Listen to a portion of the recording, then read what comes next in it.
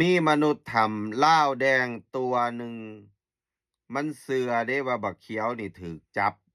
มันเห็นตามโซเชียลมันดีใจว่าสั่นเขามาคอมเมนต์10กว่าคอมเมนต์แล้วมันยังคอมเมนต์บอกว่าเดี๋ยวเขาสิตามจับมึงอีก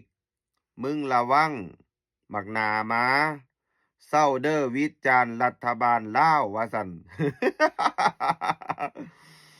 กูสิฝากเอาฟ้าตีนกูเนี่ยไปเตะปากบักท่องรุ่นเตะปากบักซ้อนไส้หรือเอาหูบกูนี่ไปแปะไว้อยู่หน้าเฮือนบักซ้อนไส้เด้อมันยังบ่มีปัญญาเฮ็ดหยังกูด่าวิจารณ์มันมานี่10กว่าปีตั้งแต่แม่มึงยังบ่เกิดมึงยังบ่มีปัญญาเฮ็ดหยังกู